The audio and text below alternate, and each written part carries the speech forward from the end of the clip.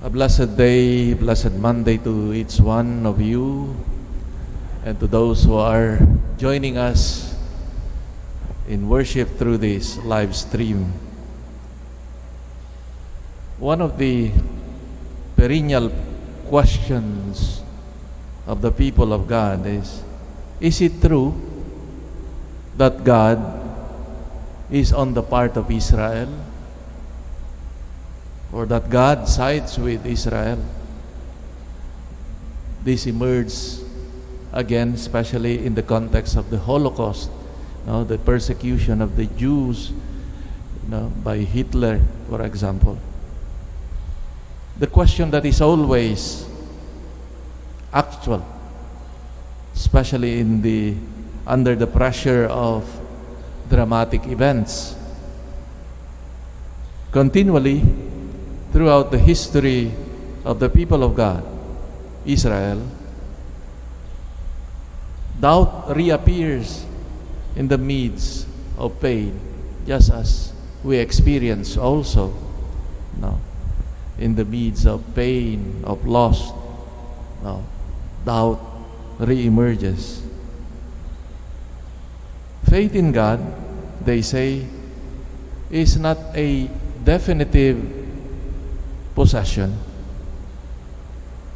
This faith needs to be renewed under the pressure of doubt and events in our life.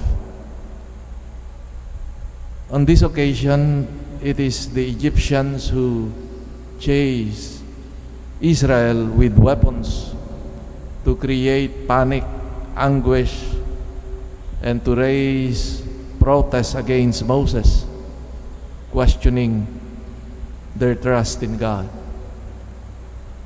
God sees this situation and accepts them as challenge, but also God allows them to see and intuit His sorrow because the people hesitate to trust in Him.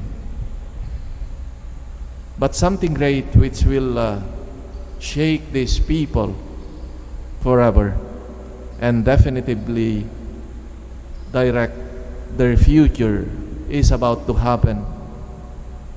The greatest and the most unexpected proof that God is truly on their side, on the side of Israel, and that is the passage of the people of God through the Red Sea, or what we call the Exodus.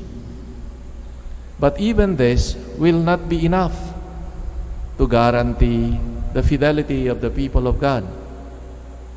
As we would see posterior history of the people of God, that they would go astray again and again and lose their trust, faith in God, just as we experience also today, people of today.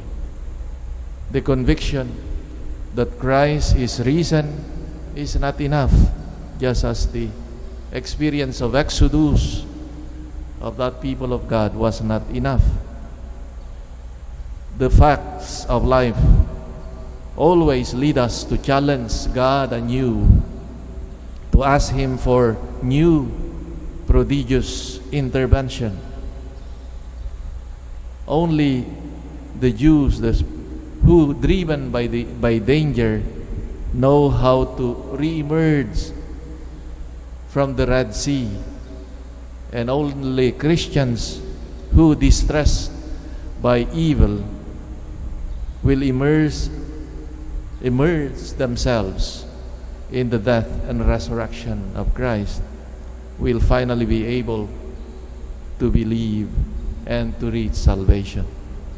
So in this way, every anguish, every danger that we face is actually an opportunity to grow in faith, to grow in trust in God, convinced that His creativity offers